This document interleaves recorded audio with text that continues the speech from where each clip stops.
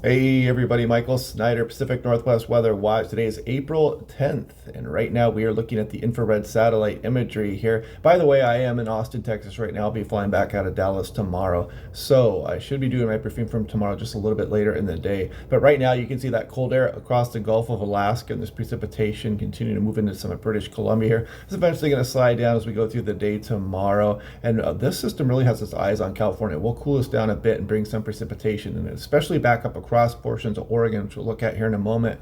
But then it's going to move down towards California. Then we're going to try to get another couple nice days, maybe before another pretty chilly system looks like it might drop down over the Pacific Northwest. We'll look at that here in a moment as well. If we take a look at the wider view of things here is the European. This is last night, and you can see that cold air across the Gulf of Alaska, a bit of a ridge here across some of the west coast of North America.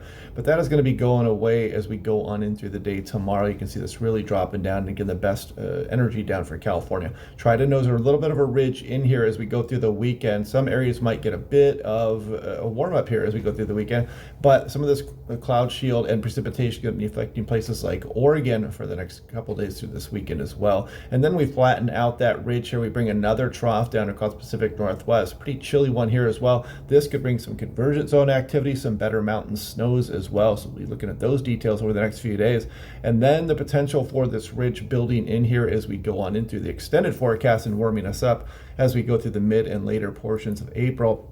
If you take a look at the European, you'll see this precipitation impacting British Columbia. Then it finally slides down as we go through Thursday night into Friday morning. And you'll see this low kind of spinning near California and continuing to spread moisture up across Oregon, portions of Idaho and Montana, maybe even clipping some portions of Washington as well. So we may not get too many warm days here across Oregon with the storm system very close by. But then that eventually will move out and we get this cooler trough moving down as we go through later portions of the weekend into early next week. Convergence zone activity, pretty chilly air mass might bring some nice mountain snows with it as well as we go on in through Monday. This would be Monday night shown right there. Now, taking a look at that North American model, just again, kind of showing you the timing here of when we can expect this rainfall moving down across Washington, Oregon, already ongoing here for western portions of BC, and then Vancouver Island's going to be getting some nice rainfall here over the next day or two.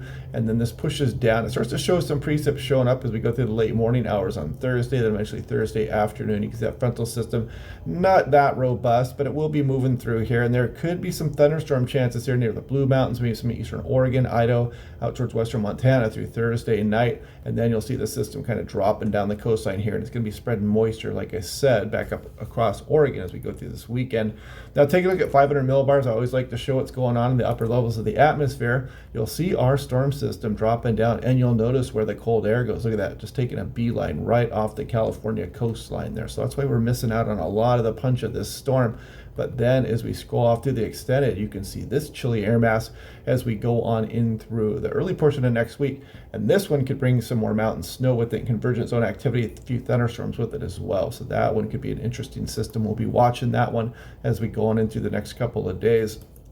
And if we take a look here at Medford, Oregon, talking about the thunderstorm potential for Friday evening and Saturday evening, again with that storm right off the coast of California here when thunder roars go indoors. You guys know the drill. Nice graphic here from the National Weather Service, Pendleton, Medford, Oregon.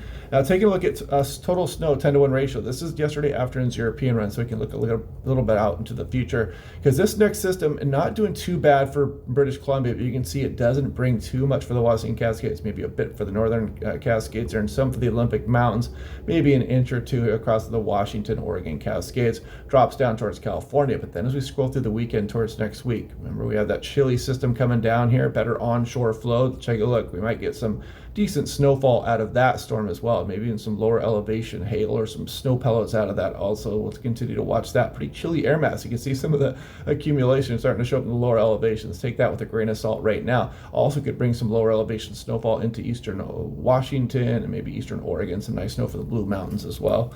Now, taking a look at the National Weather Models, this is for today, Wednesday, April 10th. Check it out, maybe up towards 60 degrees. Not a bad day out there, some mid and upper 60s for some of the Willamette Valley, eastern Washington, Oregon. Not a bad day.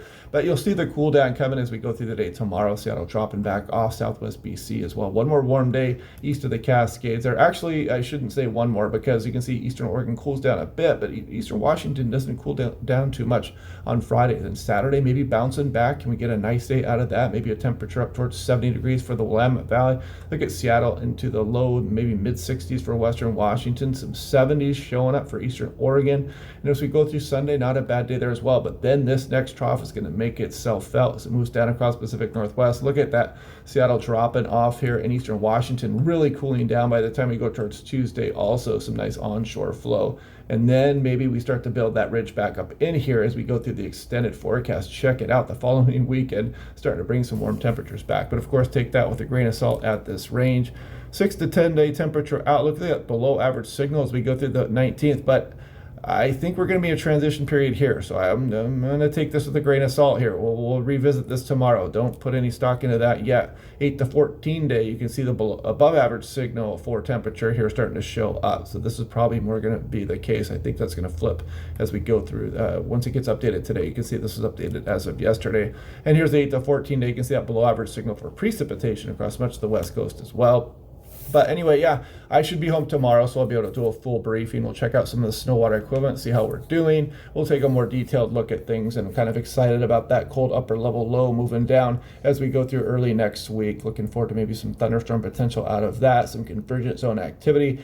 And everybody will be talking about, hey, what happened to spring here? We're going to be we were dealing with fake spring because we're going to have that pretty chilly air mask and kind of do that to everybody out there. But then we should bounce back quite nicely, it looks like. But we'll break those down as we go day by day. Hope you guys are liking these videos. Click like and subscribe. We'll do this again tomorrow, and I will talk to you guys then.